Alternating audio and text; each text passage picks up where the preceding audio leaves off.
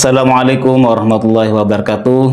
Waalaikumsalam warahmatullahi wabarakatuh. Bertemu kembali sahabat KUA semuanya dimanapun berada di ruang cakap, moderasi dan ekoteologi KUA Karangasem.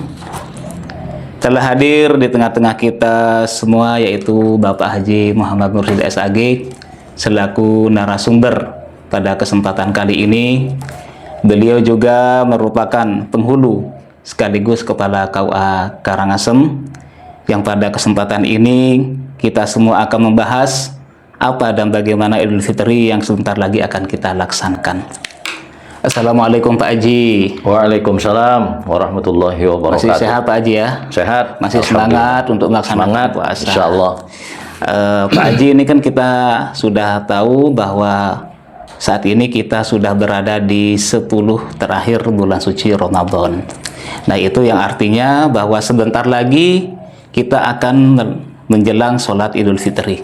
Nah, apa kira-kira yang bisa disampaikan kepada umat terkait dengan nama Idul Fitri ini, Pak Haji? Baik, makasih. Pertama saya ingin menyampaikan selamat kepada umat Islam dimanapun terkait dengan keberadaan kita hari-hari ini sudah berada di 10 hari terakhir Ramadan.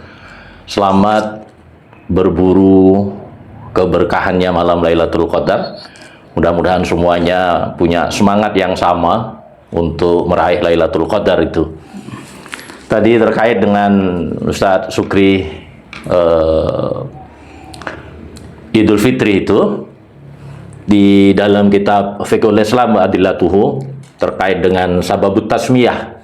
Kenapa kok kemudian disebut dengan Idul Fitri? Yang salah satu amal sunnahnya adalah sholat id itu. Jadi kata Syekh Wahbah, wa aslu makna id lughatan audun wal audu huwa ruju'u fahuwa ya'udu wa yatakarraru bil farhi kulla amin. Jadi makna id itu menurut bahasa adalah kembali atau bermakna berulang. Kemudian dimaknai id itu sebagai bagian dari makna kata bahwa setiap tahun pasti berulang itu gitu. Peristiwa id itu mau Idul Fitri maupun Idul Adha adalah peristiwa yang berulang setiap tahun. Artinya ada kebahagiaan di sana, ada peluang untuk berbuat kebaikan di sana. Sebagaimana Allah Subhanahu wa taala juga memberikan pengulangan-pengulangan itu kepada kita untuk terus berbuat baik, memperbanyak ibadah, memperbanyak perilaku-perilaku menyenangkan kepada orang lain dan lain semuanya.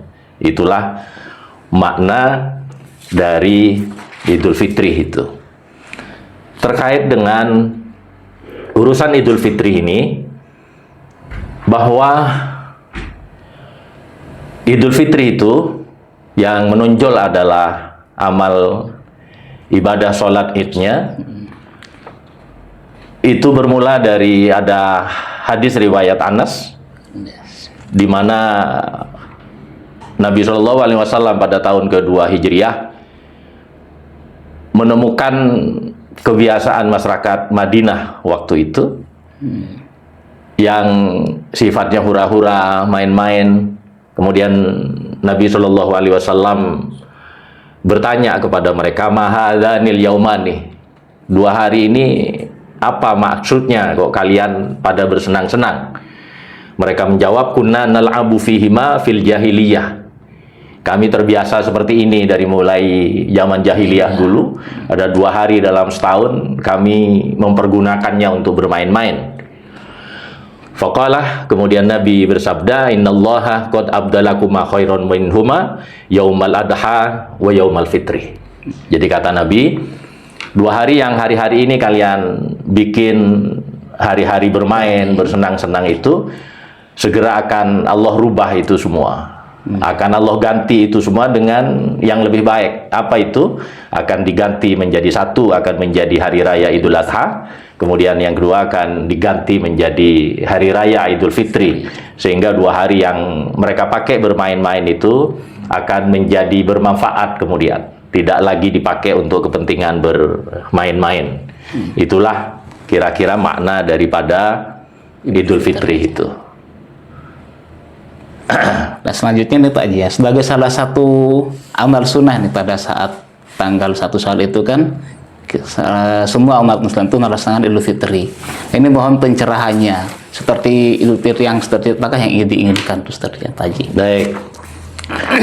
Terkait dengan aktivitas ibadah sunnah Idul Fitri itu dalam pemahaman kita, sedianya ulama madhab itu dibagi menjadi 3 kelompok, menghukumi sholat Id ini.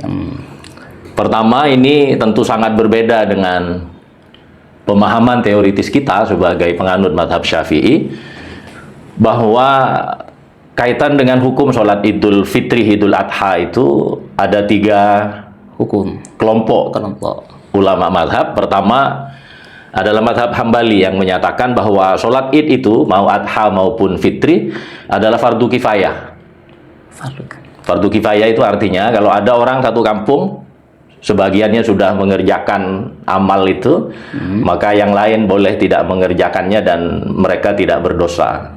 Jadi sholat Id ini menurut madhab Hambali adalah fardu kifayah. Kemudian menurut madhab Hanafi, sholat Id ini wajib.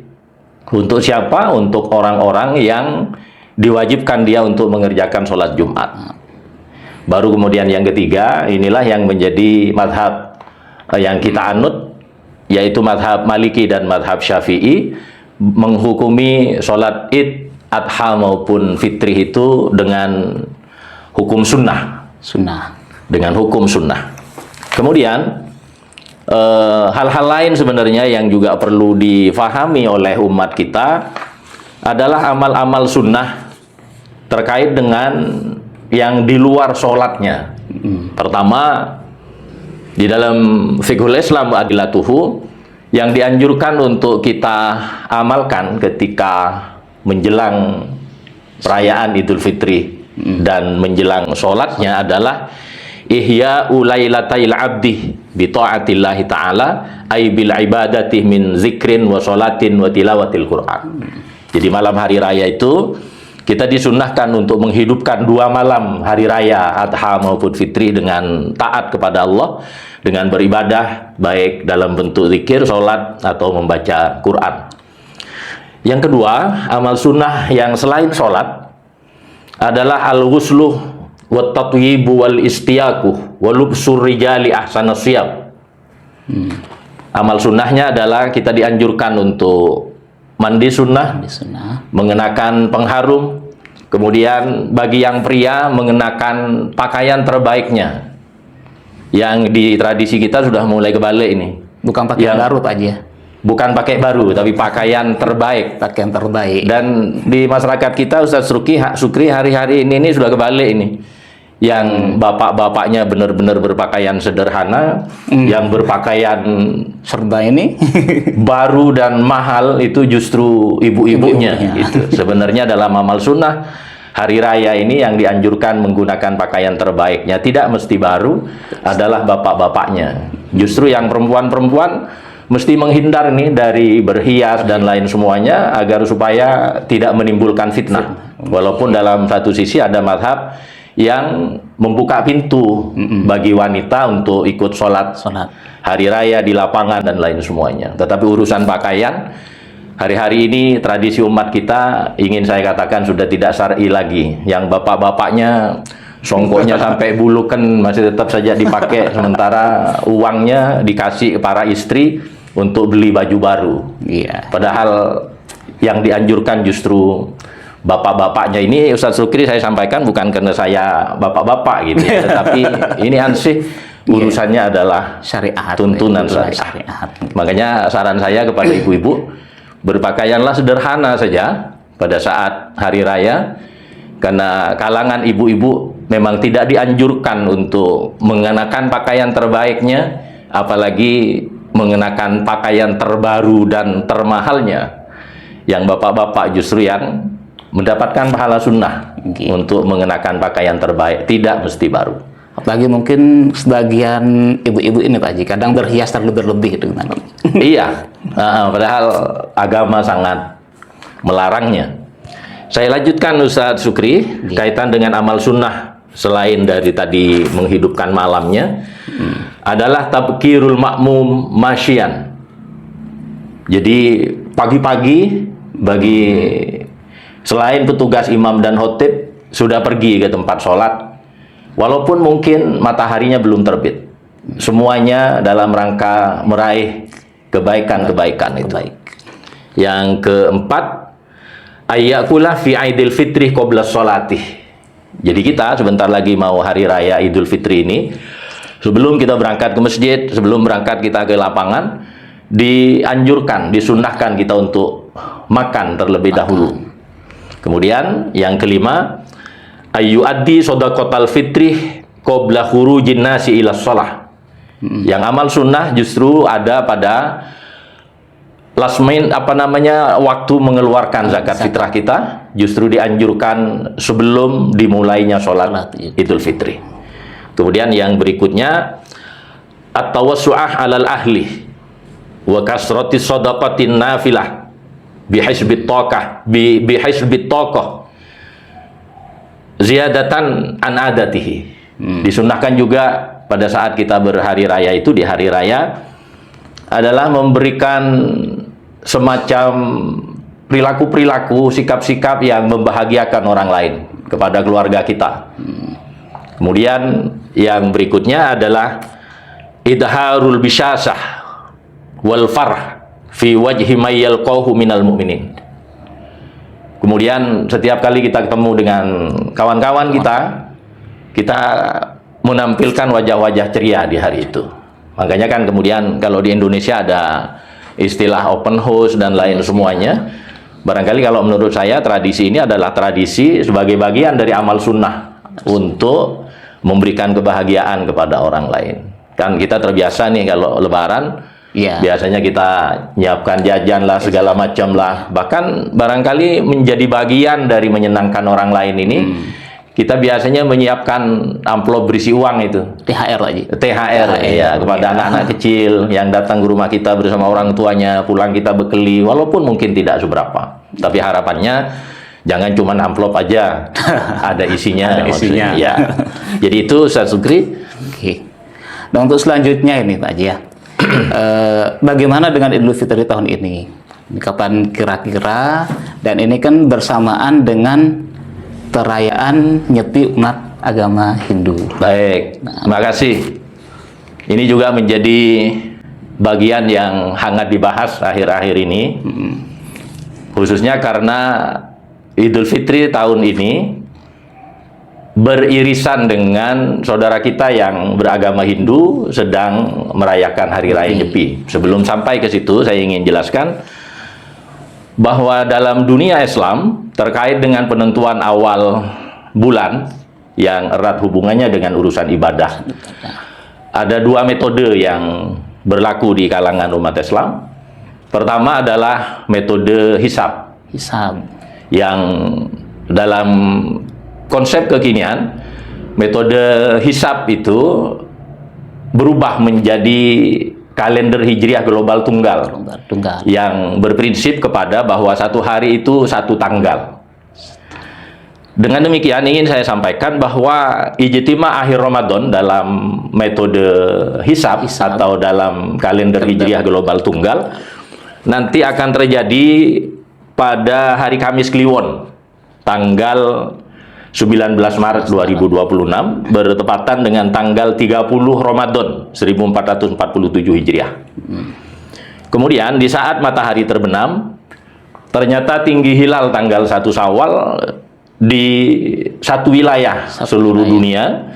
Informasinya di New Zealand, Amerika Serikat, bahwa tinggi hilal tanggal 1 Syawal sudah 6 derajat 29 menit 20 detik.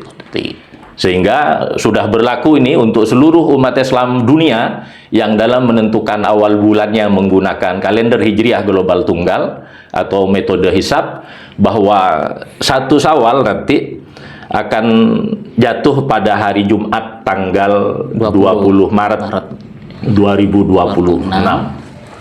Satu metode lagi adalah metode ru'yatul hilal. Yang ini dikombinasikan dengan metode hisab biimkanir ru'yah. Yang tentu dalam konsep keindonesiaan, dalam menentukan satu Syawalnya nanti masih akan menunggu hasil isbat dari Kementerian Agama. Dalam hal ini akan dipimpin oleh Menteri Agama. Hanya saja ada beberapa bocoran. Pertama, bocorannya adalah berdasarkan hasil simulasi, berdasarkan data empiris, bahwa di Indonesia hilal tanggal 1 Syawal pada tanggal 19 Maret itu, di hari Kamis itu, di Indonesia bagian timur belum muncul hilal tanggal 1. Kemudian di wilayah Jakarta muncul sudah 2 derajat. Kemudian di Aceh diperkirakan akan muncul hilal tanggal 1 Syawal antara 3 sampai 4 derajat. Dengan demikian, kalau melihat potensi 3 atau 4 derajat, bisa saja hari raya di Indonesia ini akan bersamaan. Antara yang menggunakan metode hisab dengan yang ru'yah atau hisab biimkanir ru'yah. Hanya saja problemnya, di selain yang metode hisab, kan tidak tergantung ketinggian hilal. Tapi justru tergantung kepada hilal bisa dilihat atau tidak. Nah, di sini kemungkinan bisa saja hari raya Idul Fitri tahun ini di Indonesia akan terjadi perbedaan, walaupun tinggi hilalnya sudah ada potensi di 3 sampai 4 derajat. Hanya saja perlu diketahui oleh saudara-saudara kita, oleh kita semua, faktor alam juga menentukan. Walaupun hilalnya sudah 3 sampai 4 derajat, tetapi pada tanggal 19 Maret 2026 nanti, pada saat matahari terbenam, ternyata intensitas cahaya sangat tipis, hanya sebesar 0,22%. Kondisi inilah yang bisa menyebabkan hilal tanggal 1 Syawal nanti tidak bisa terlihat, walaupun ketinggiannya sudah mencapai 3 sampai 4 derajat di wilayah Aceh. Sehingga kita mempersiapkan diri sebagai pada tahun-tahun sebelumnya. Bisa saja kita bersama-sama di hari Jumat tanggal 20, tetapi bisa saja kalau di tanggal 19 sore hilalnya ternyata tidak bisa terlihat gara-gara faktor alam itu tadi, maka kita mempersiapkan diri untuk berbeda hari raya. Sudah biasa. Jadi kita umat Islam Indonesia dengan 2 metode sudah terbiasa dengan menjalani hari rayanya dengan hari raya yang berbeda, dengan 2 metodologi penentuan awal bulan yang juga berbeda. Itulah kira-kira Ustadz Zukri. Nah, ini terkait dengan perayaan Nyepi, Pak Haji ya. Sudah dipastikan ini yang Idul Fitri di tanggal 20 itu pasti akan ada kegiatan masalah takbiran atau pembayaran zakat mungkin, Pak. Iya. Kira-kira bagaimana nanti kita menyikapi ini? Kita senang jadi umat Islam tinggal di Bali. Umat beragama di Bali ini tidak perlu diajari untuk bertoleransi karena sudah terlalu biasa. Ya. Pertama, saya informasikan bahwa Hari Raya Nyepi itu akan dimulai tanggal 19 pukul 06.00 WITA selama 24 jam, akan berakhir di hari Jumat pagi tanggal 20 jam 06.00 WITA. Itu artinya ketika umat Islam sebagiannya nanti akan melaksanakan hari raya Idul Fitrinya di tanggal 20, maka sebenarnya yang bersinggungan sekali adalah amal sunnah takbirannya di tanggal 19 setelah terbenam matahari.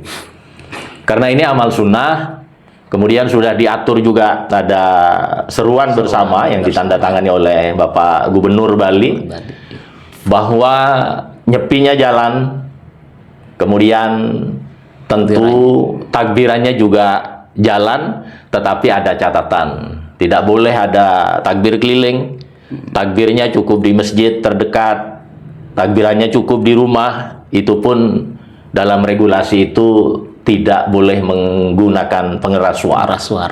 Saya pikir tidak ada masalah. Saya pikir seperti ini kondisinya.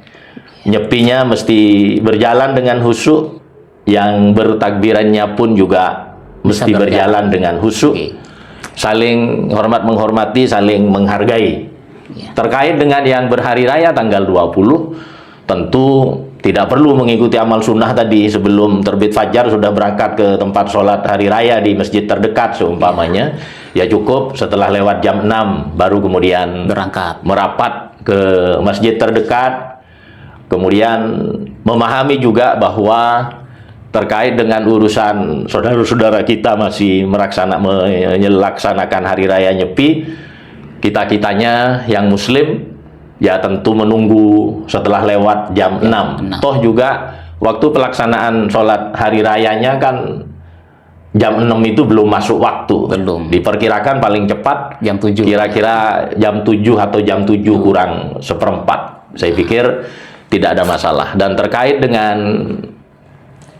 ke Karangaseman, Karangasem itu sampai hari ini sudah masuk data bahwa yang akan melaksanakan hari raya Idul Fitri di tanggal 20 baru satu masjid saja, yaitu Masjid Ibnu Sina Dangin Semua Satu. Artinya konsep pengerupukannya jalan, kemudian nyepinya jalan, sama sekali tidak mengganggu tadi. Tidak masalah, dan insya Allah tidak akan terjadi saling mengganggu. Tapi yang ada akan terjadi saling mendukung. Bagaimana saudara-saudara kita yang nyepi khusyuk nyepinya, bagaimana kita-kita yang muslim juga khusyuk mempersiapkan hari raya Idul Fitrinya, menyiapkan membayar zakatnya di pagi hari sebelum sholat, termasuk juga melaksanakan sholatnya, termasuk juga setelah itu open house-nya. Bagi saudara-saudara muslim yang akan berhari raya di tanggal 21, sama sekali sudah tidak ada masalah. Mau takbir keliling tentu boleh di tanggal 20 sore, dilanjutkan tentu kemudian di tanggal 21-nya, hari Sabtunya, bersolat hari raya, kemudian saling bersilaturahmi dan lain semuanya. Selamat merayakan hari raya Nyepi pada saatnya, saudara-saudara saya yang beragama Hindu. Kepada saudara-saudara muslim, ayo kita ciptakan suasana saling hormat menghormati. Nyepi saudara kita berjalan baik, hari raya kita, takbir kita juga akan berjalan dengan baik. Barangkali itu Ustadz Sukri. Terima kasih atas pemaparannya Pak Haji. Ini doanya sangat luar biasa sekali, sehingga membuka cakrawala kita terkait dengan apa itu Idul Fitri, sunah-sunahnya, bahkan yang tadi kita berdampingan dengan hari Nyepi, himbauannya sangat luar biasa sekali Pak Haji. Nah, untuk yang terakhir mohon statement penutupnya nih Pak Haji. Terima kasih. Ruang ini akan saya tutup dengan ayo ciptakan suasana 2 hari raya yang berhimpitan ini tidak sebagai hal yang negatif, tetapi kita sama-sama ciptakan 2 hari raya yang beririsan ini, yang berdampingan ini menjadi sesuatu yang sangat positif. Bentuknya adalah moderasi dan saling hormat menghormati. Terima kasih. Demikian kepada seluruh pembar KUA Karangasem, sudah dipaparkan segalanya. Mudah-mudahan ini bermanfaat bagi kita semua.